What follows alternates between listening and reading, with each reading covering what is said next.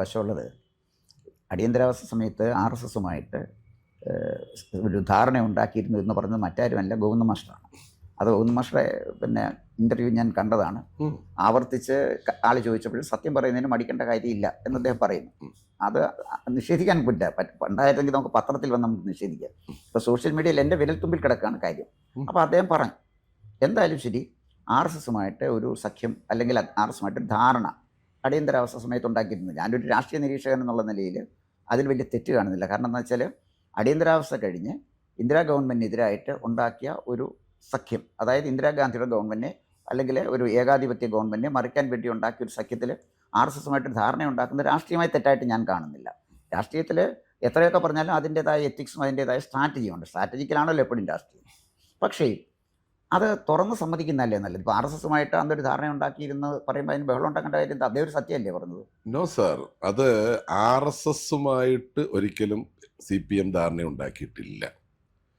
ഇതിപ്പം LDFുമായിട്ട് ഒരാൾ ഒരു ധാരണ ഉണ്ടാക്കുന്നു, LDFുമായി അല്ലേ? അത് CPIയുമായിട്ടുള്ള ധാരണയാണോ? CPMുമായിട്ടുള്ള ധാരണയാണോ? മാണി കോൺഗ്രസുമായിട്ടുള്ള ധാരണയാണോ? ആണോ? കോൺഗ്രസ് എസുമായിട്ടുള്ള ധാരണയാണോ? അല്ല. അടിയന്തരാവസ്ഥയ്ക്കെതിരായിട്ടുള്ളൊരു ജനകീയ മുന്നേറ്റത്തിൻ്റെ ഭാഗമായി അതിൽ ഇവരും കക്ഷി ചേർന്നിരുന്നു. അപ്പോൾ അതിൻ്റെ അതാണ് പറഞ്ഞത്. അത് പിന്നീട് അത് ക്ലിയറായി പറഞ്ഞല്ലോ. നിങ്ങൾ ആ പറഞ്ഞതിനെ മാത്രം ഇങ്ങനെ പിടിച്ചുകൊണ്ട് നിൽക്കാതെ. അല്ല, അതിനകത്ത് ഓക്കെ, ഞാനത് സമ്മതിക്കുന്നു. പക്ഷേ എങ്കിലും അങ്ങേപ്പോലുള്ള രാഷ്ട്രീയ നേതാക്കന്മാർ കാര്യങ്ങൾ സത്യസന്ധമായി വിലയിരുത്തുന്ന ഒരാൾ, അങ്ങ് പരിമിതികൾ പറഞ്ഞു, സാധ്യതകളും പറഞ്ഞു. 100% എനിക്ക് എന്നോട് യോജിപ്പല്ല. കണ്ണുടച്ച് ഒരു കാര്യത്തിൽ ന്യായീകരിച്ചില്ല. അത് തീർച്ചയായിട്ടും ഞാൻ അഭിനന്ദിക്കുന്നു. പക്ഷെ ഇവിടെ ചില പ്രശ്നങ്ങളുള്ളത്, നമ്മൾ ഇടതുപക്ഷ പാർട്ടികളെ, പ്രത്യേകിച്ച് CPM പണ്ട് പറഞ്ഞതിൽ നിന്ന് ഒരുപാട് മാറേണ്ടി വന്നു. ഉദാഹരണത്തിന് സ്വാശ്രയ കോളേജിനെതിരെ നമ്മൾ സമരം ചെയ്തു. അങ്ങനെയാണല്ലോ നമ്മുടെ കൂത്തുപറമ്പിൽ 4 പേര് മരിച്ചുപോയത്.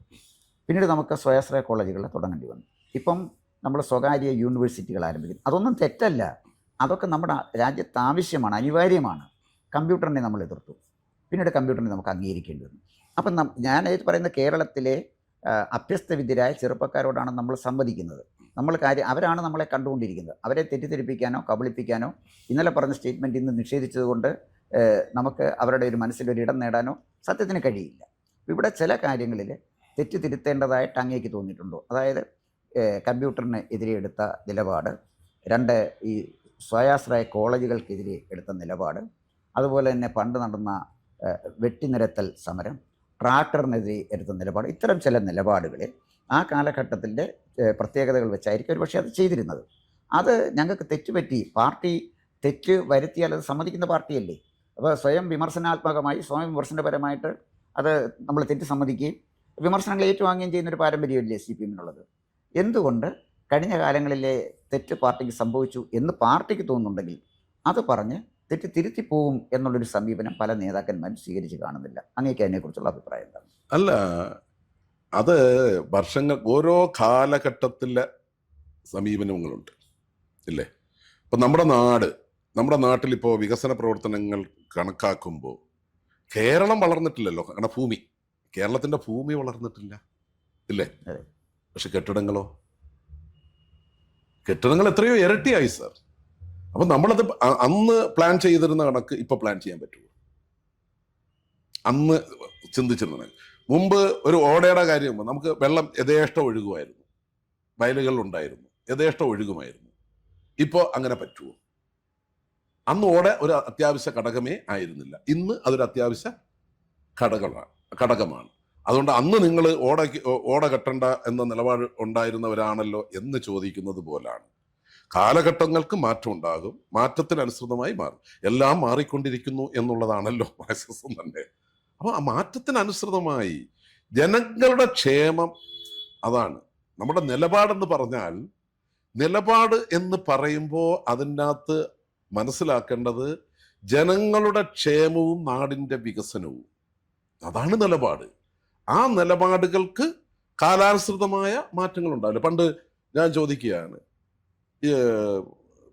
ചിലർ പറയും പണ്ട് പരിപ്പുവടയും കട്ടൻ ചായയും കുടിച്ചവരായിരുന്നു കമ്മ്യൂണിസ്റ്റുകാർ, ഇന്ന് വെള്ള വസ്ത്രം ധരിക്കുന്നു ഇല്ലേ, മൊബൈൽ ഉപയോഗിക്കുന്നു. എന്താ സാർ, ഇന്നത്തെ കാലഘട്ടത്തിൽ മൊബൈൽ ഉപയോഗിക്കാതെ മുന്നോട്ട് പോകാൻ വേണ്ടി കഴിയുമോ? കമ്മ്യൂണിസ്റ്റുകാരായതുകൊണ്ട് മൊബൈലെല്ലാം ഉപേക്ഷിച്ചാൽ ഉള്ള അവസ്ഥ എന്തായിരിക്കും? അല്ല, നമ്മുടെ ദൈനംദിന പ്രവർത്തനത്തിന് ഇല്ലേ, കാര്യങ്ങൾ മനസ്സിലാക്കുന്നതിന് ഇതൊക്കെ വെറുതെ ബോധപൂർവം കമ്മ്യൂണിസ്റ്റുകാർ എന്ന് പറഞ്ഞു കഴിഞ്ഞാൽ അങ്ങനാണ്, ഈ കട്ടൻ ചായയെ കുടിക്കാവൂ, അങ്ങനൊന്നുമല്ല സർ. ലളിതമായ ജീവിതം നയിക്കണം എന്നുള്ളതാണ് അതിൻ്റെ. അന്ന് സ്വാഭാവികമാണല്ലോ ആ കാലഘട്ടത്തിൽ, അത്രയേ ഉള്ളൂ. അതിനെയെല്ലാം ഇപ്പോഴും ഇപ്പോൾ കമ്പ്യൂട്ടറിനെതിരായിട്ടുള്ള സമരം അല്ല സാർ അത്. അവിടെയാണ് തൊഴിൽ നഷ്ടപ്പെടുന്നു. നൂറുകണക്കിന് തൊഴിലാളികൾക്ക് കിട്ടേണ്ട ജോലി ഒരു കമ്പ്യൂട്ടർ ചെയ്യുമല്ലോ സ്വാഭാവികമായിട്ടും, ഇല്ലേ? അപ്പോൾ തൊഴിൽ നഷ്ടപ്പെടരുത്, അതാണ് നമ്മുടെ നിലപാട്. അല്ല, അത് കമ്പ്യൂട്ടർ വിരുദ്ധ സമരം എന്നാണ് അതിനെ വ്യാഖ്യാനിക്കുന്നത്. അല്ല, തൊഴിൽ സംരക്ഷണ സമരം. അങ്ങനെ കാണാത്ത എന്താ? തൊഴിൽ സംരക്ഷണം, മനുഷ്യന്റെ തൊഴിൽ സംരക്ഷണ സമരം എന്ന് സാറ് പറയാത്ത എന്താ? അങ്ങനെയും പറയാമല്ലോ. അങ്ങനല്ല വ്യാഖ്യാനിക്കുന്ന. കാരണം നമ്മളെ എതിർക്കാൻ, കമ്മ്യൂണിസ്റ്റുകാരെ എതിർക്കാൻ ഏത് തരത്തിലെല്ലാം വ്യാഖ്യാനങ്ങൾ നടത്താവോ ആ തരത്തിലെല്ലാം വ്യാഖ്യാനിക്കുന്ന ഒരു പൊതു ട്രെൻഡ് ഉണ്ടല്ലോ. അതിനെ അതിജീവിച്ചുകൊണ്ടാണ് ഞങ്ങളിപ്പോഴും ഞാൻ പറഞ്ഞത്, കമ്മ്യൂണിസ്റ്റുകാർ അധികാരത്തിൽ വന്നാൽ ആത്മഹത്യ ചെയ്യുമെന്ന് പരസ്യമായി പ്രഖ്യാപിച്ച ഇല്ലേ, തീർച്ചയായിട്ടും ഉണ്ടല്ലോ. അവരുടെ എന്നിട്ട് വല്ലതും സംഭവിച്ചോ? ഒന്നും ചെയ്തില്ലല്ലോ. അപ്പൊ ഇതൊക്കെ ഓരോ സമയത്ത് ഇങ്ങനെ ഓരോന്ന് പറഞ്ഞുകൊണ്ടേയിരിക്കുക. CPM സംബന്ധിച്ചിടത്തോളം ജനപക്ഷത്ത് ഉറച്ചു നിൽക്കുക, ജനങ്ങളുടെ ക്ഷേമം, നാടിൻ്റെ വികസനവും, അതിനാവശ്യമായ നീക്കുപോക്കുകൾ സ്വാഭാവികമായും വേണമല്ലോ. ഞാൻ പറഞ്ഞ, നമ്മളിപ്പോൾ ഒരു വഴിയെ പോകുന്നു, ആ വഴിയെ നമുക്കൊരു റൂട്ടുണ്ട് അല്ലേ, അതിലെയാണ് നമ്മൾ സഞ്ചരിക്കേണ്ടത്. സാറേ, വഴിയിൽ ഗർത്തം വന്നു, അതുകൊണ്ട് ഇനി ആ ഗർത്തം നികരുന്നത് വരെ അവിടെ കാത്തിരിക്കണോ, അതോ അടുത്ത വഴി കൂടെ എത്തണോ? താങ്കളുടെ അഭിപ്രായമാണെങ്കിൽ പിന്നെ ഞങ്ങളവിടെ കാത്തു നിന്ന് പിന്നെ അവിടെ റോഡ് റെഡിയാക്കിയിട്ട് ശേഷമേ യാത്ര തുടരാവൂ എന്നുള്ളതല്ലേ? അത് ശരിയാണോ? പ്രായോഗികത ഒരു വലിയ ഘടകമാണ്. അപ്പോൾ പ്രായോഗികമായി സമീപനമാണ് അതിൽ. ഇപ്പോൾ ഒരു ഉദാഹരണം പറഞ്ഞ് അതെടുത്താൽ, ഇപ്പോൾ വിഴിഞ്ഞം പദ്ധതി, നിങ്ങളിപ്പോൾ ഈ പറയുമ്പോഴും വിഴിഞ്ഞം പദ്ധതി നടപ്പിലാക്കും. ആ കരാറിനോട് ഇപ്പോഴും ഞങ്ങൾക്ക് വിയോജിപ്പുണ്ട്. പക്ഷേ ഇനി ആ കരാർ നമ്മൾ റദ്ദ് ചെയ്താൽ വലിയ നഷ്ടമാണ്, ഈ പദ്ധതി നടപ്പാകത്തില്ല. കരാറിനെയാണ് എതിർത്തത്. അന്നത്തെ സ്പീച്ച്, അന്ന് ആ പദ്ധതി നടപ്പിലാക്കണമെന്ന് പറഞ്ഞിട്ട് മനുഷ്യച്ചങ്ങല സൃഷ്ടിച്ചതിൻ്റെ ഒന്നാമത്തെ കണ്ണി പിണറായി വിജയനായിരുന്നു. നടപ്പിലാക്കണമെന്ന് പറഞ്ഞിട്ടാണ്. ഞങ്ങൾ അതിനെ എതിർത്തവരാണെന്ന് വ്യാഖ്യാനിക്കുന്നത്. അല്ല, പദ്ധതിയല്ല എതിർത്ത, കരാറിനെയാണ്. അതിലിപ്പോഴും ആ നിലപാട് ഇപ്പോഴും ഞങ്ങൾക്കുണ്ട്.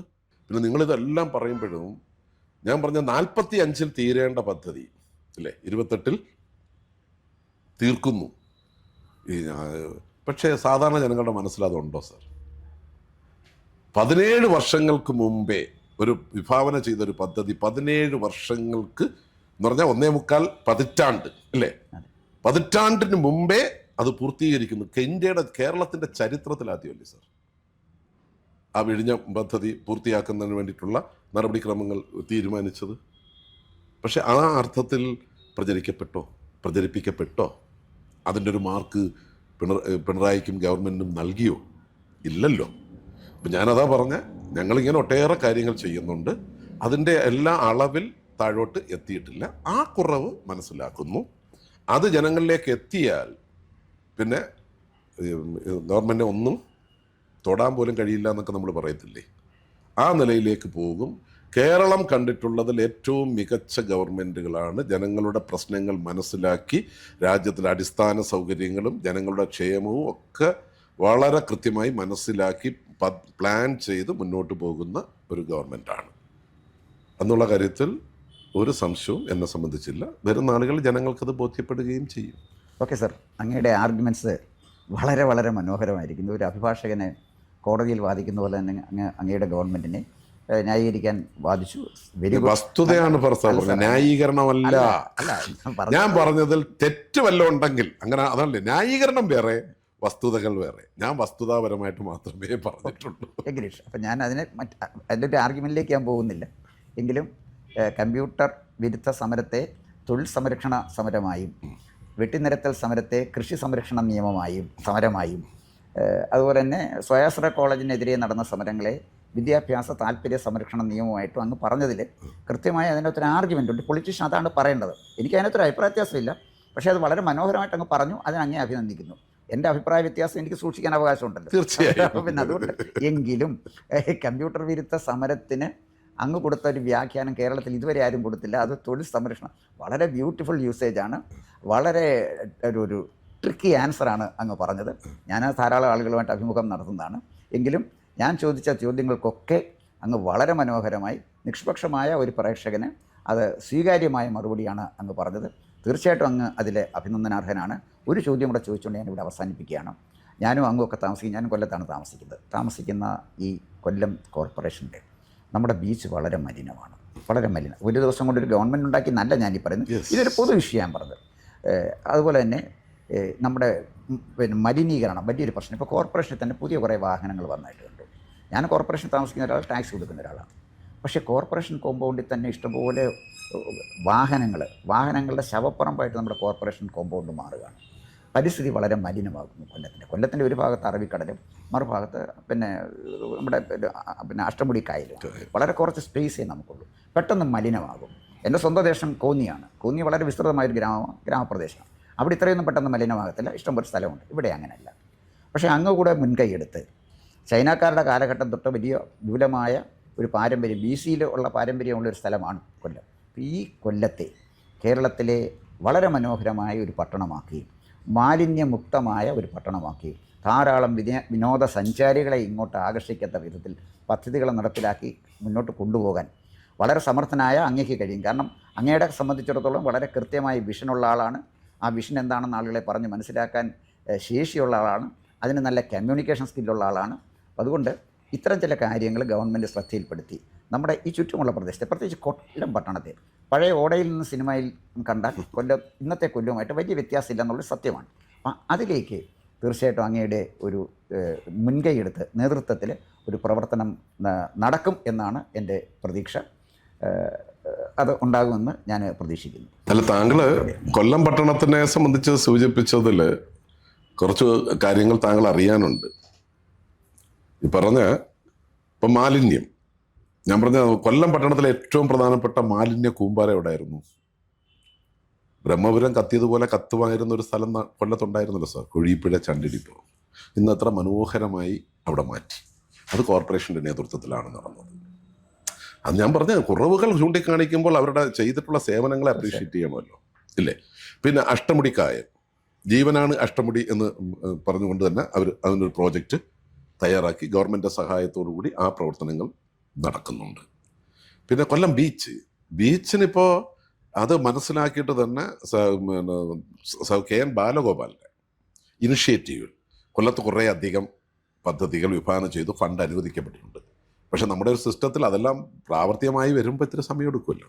കൊല്ലം ബീച്ച് നവീകരണത്തിന് 10 കോടി രൂപ അനുവദിച്ചു. അതിൻ്റെ ഒരു ഫസ്റ്റ് മീറ്റിംഗ് ഇപ്പോൾ ഈ കഴിഞ്ഞ ആഴ്ച, ഞാൻ പറഞ്ഞ അന്ന് എന്നെ മീറ്റിങ്ങിന് വിളിച്ചിരുന്നു. പക്ഷെ ഞാനന്ന് നിലമ്പൂരായിരുന്നു. അപ്പോൾ ഇത് കഴിഞ്ഞിട്ട് വീണ്ടും ഇപ്പോൾ നെക്സ്റ്റ് വീക്കിൽ തിരുവനന്തപുരത്ത് മീറ്റിംഗ് വിളിച്ചിട്ട് തുടർ നടപടികൾ ബീച്ച് നവീകരണവുമായി ബന്ധപ്പെട്ടിട്ടുണ്ട്. പിന്നെ കാമ്പൗണ്ടിനകത്ത് ഞാനങ്ങനെ ശ്രദ്ധിച്ചിട്ടില്ല. അത് അങ്ങനെ ഉണ്ട്. നിയമപരമായി ചിലത് സൂക്ഷിക്കേണ്ടി വരുമല്ലോ സാറേ. നിയമപരമായി ചിലത് സൂക്ഷിക്കേണ്ടി വരും. നമ്മൾ ഈ കാണുമ്പോൾ നമുക്ക് വൃത്തികേടായി തോന്നും. ചില പോലീസ് സ്റ്റേഷനിലൊക്കെ ഇട്ടിരിക്കുന്നതല്ലേ, കേസ് തീരാതെ അവർക്കൊന്നും ചെയ്യാൻ കഴിയില്ല. അങ്ങനെ ഉള്ളതല്ലാതെ ഉണ്ടെങ്കിൽ അങ്ങനല്ല, അങ്ങനെ ആയിരിക്കും, ഈ കേസുമായി ബന്ധപ്പെട്ടുള്ളതായിരിക്കും എന്നാണ് ഞാൻ കരുതുന്നത്. ഏതായാലും അത് അങ്ങനെ പറഞ്ഞ സ്ഥിതിക്ക് അത് ശ്രദ്ധയിൽപ്പെടുത്താം. ഇപ്പം കൊല്ലം പട്ടണത്തിൽ ഇപ്പോൾ കൊല്ലത്ത് വലിയ മാറ്റമാണ് സാർ വരുന്നത്. നിങ്ങളിപ്പോൾ ഈ കൊല്ലത്താണ് താമസിക്കുന്നതെങ്കിൽ കേരളത്തിൽ ആദ്യമായി വി പാർക്ക് താങ്കളുടെ ശ്രദ്ധയിൽപ്പെട്ടോ? തീർച്ചയായിട്ടും. കേരളത്തിലെ ആദ്യത്തെ പാർക്കാണ് നമ്മുടെ കോൺസ്റ്റിറ്റ്യുവൻസിയിലാണ്, കൊല്ലം പട്ടണത്തിൽ. ROBയുടെ താഴെ ഇത്രയും മനോഹരമാക്കാൻ കഴിയുമെന്ന് ആരെങ്കിലും വിചാരിച്ചെന്ന്? അത് ആ മിനിസ്റ്ററുടെ തന്നെ ദീർഘവീക്ഷണത്തിൻ്റെ ഭാഗമാണ്. റിയാസ് മിനിസ്റ്ററുടെ നമുക്ക് ഇത്രയും സ്ഥലങ്ങൾ എന്ത് മനോഹരമാക്കാം. അപ്പോൾ ഒരു പൈലറ്റ് പ്രോജക്റ്റ് എന്നുള്ള അർത്ഥത്തിൽ അത് എൻ്റെ മണ്ഡലത്തിലാണ് അത് ലഭിച്ചത്.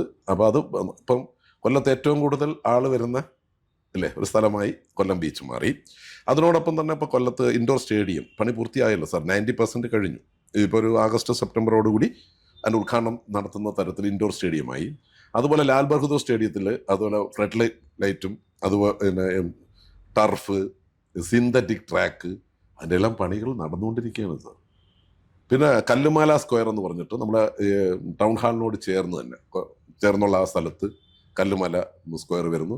300 കോടി രൂപയുടെ ഓഷനേറിയമാണ് സാർ നമ്മുടെ തങ്കശ്ശേരി വരുന്നത്. സ്ഥലം ഏറ്റെടുക്കാൻ നോട്ടിഫൈ ചെയ്ത് കഴിഞ്ഞു. അപ്പോൾ ഇതൊക്കെ പ്രാവർത്തികമാക്കി എടുക്കണമെന്നുണ്ടെങ്കിൽ എത്ര വർഷം എടുക്കുമെന്നുള്ള സാറിനും അറിയാമല്ലോ. പക്ഷെ അതിൻ്റെ തുടക്കങ്ങൾ കുറിക്കാൻ അതൊരു ദീർഘവീക്ഷണത്തോടു കൂടി തന്നെ ആ തുടക്കങ്ങൾ കുറിക്കാൻ വേണ്ടി കഴിയുന്നു. അപ്പോൾ തീരദേശത്ത്, എൻ്റെ നാട്ടിലെ തീരദേശം, അപ്പോൾ അവിടെ പുലിമുട്ടിട്ട് ഗ്രോയിൻസിൻ്റെ പണി നടക്കുന്നു. അത് 1ാം റൗണ്ട് കഴിഞ്ഞു, 2nd റൗണ്ട് പണി നടക്കുകയാണ്. അപ്പോൾ ഈ തരത്തിൽ വലിയ മാറ്റങ്ങൾ ഉണ്ടായിട്ടുണ്ട്. എന്നാൽ മാലിന്യത്തിൽ വലിയ കുറവ് വന്നിട്ടുണ്ട്. ഇപ്പോൾ അതിൽ സമ്മതിച്ചേ കഴിയൂ. അത് നമുക്ക് വേണമെങ്കിൽ തർക്കിക്കാം. കുറവ് വന്നിട്ടുണ്ട്, പൂർണ്ണമായിട്ടില്ല എന്നുള്ളത്. പൂർണ്ണമാക്കാനുള്ള ഒരു പരിശ്രമത്തിലേക്ക് നമുക്ക് പോകാം. ശ്രദ്ധയിൽപ്പെടുത്തിയത് കോർപ്പറേഷൻ മേയറുടെയൊക്കെ ശ്രദ്ധയിൽപ്പെടുത്തിയിട്ട് അത് പരിഹരിക്കാനുള്ളൊരു ആത്മാർത്ഥമായ പരിശ്രമവും നടത്തുക. അത് നമ്മുടെ ഉത്തരവാദിത്വമാണല്ലോ. ആ ഉത്തരവാദിത്വം നിർവഹിക്കുന്നതിന് ഒരു തടസ്സവും ഇല്ല. അത് തീർച്ചയായും ചെയ്യും. വളരെ വളരെ അക്കാഡമിക്കായിട്ട് ചർച്ച നടത്താൻ, അതും പരിണതപ്രജ്ഞനായൊരു തന്ത്രശാലിയായ ഒരു രാഷ്ട്രീയക്കാരനോട് സംസാരിക്കുക ഇത്തിരി ബുദ്ധിമുട്ടുള്ള കാര്യമാണ്. വളരെ മനോഹരമായിട്ട് അദ്ദേഹം ചോദിച്ച ചോദ്യങ്ങൾക്കെല്ലാം മറുപടി പറഞ്ഞു. കൊല്ലം പട്ടണത്തിൽ താമസിക്കുന്ന ഒരാളെന്നുള്ള നിലയിലാണ് ഞാൻ അദ്ദേഹത്തോട് പറഞ്ഞു. തീർച്ചയായിട്ടും കുരീപ്പുഴ സിവേജ് ട്രീറ്റ്മെൻറ്റ് പ്ലാന്റ് ആയാലും ശരി, അതുപോലെ തന്നെ കൊല്ലത്ത് നടക്കുന്ന അദ്ദേഹം പറഞ്ഞ പോലെ ചില അടിസ്ഥാന സൗകര്യങ്ങളുമായി ബന്ധപ്പെട്ട ചില കാര്യങ്ങൾ തീർച്ചയായിട്ടും കൊല്ലത്ത് നടക്കുന്നുണ്ട്. ഇനിയും നമുക്ക് കുറേ ദൂരം നടക്കാനുണ്ട്, തീർക്കാനുണ്ട്. അതൊക്കെ തീർക്കാൻ കക്ഷി രാഷ്ട്രീയത്തിന് അതീതമായി ജനപ്രതിനിധികൾ കഴിയണം എന്നുള്ളതാണ്. കൊല്ലക്കാർക്ക് വളരെ പ്രിയങ്കരനായ ഒരു നിയമസഭാ സാമാജികനാണ് ശ്രീ എം നൗഷാദ്. അദ്ദേഹം വളരെ സമർത്ഥനാണ്. ഒരുപാട് സ്വപ്നങ്ങൾ കാണാൻ അറിയാവുന്ന ഒരാളാണ്, സ്വപ്നങ്ങൾ കാണുന്ന ആളാണ്. അത് യാഥാർത്ഥ്യമാക്കാനുള്ള ശേഷിയും അദ്ദേഹത്തിനുണ്ട്. സർ, അങ്ങേക്ക് എല്ലാ ഭാവുകങ്ങളും ആശംസിക്കുന്നു. Thank you. കൂടുതൽ വാർത്തകളും വിശേഷങ്ങളും നേരിട്ട് ലഭിക്കാൻ ജനങ്ങളിൽ നിന്ന് ജനങ്ങളിലേക്ക് ജനഭൂമി ന്യൂസ് സബ്സ്ക്രൈബ് ചെയ്യൂ. ബെൽ ബട്ടൺ അമർത്താനും മറക്കരുത്.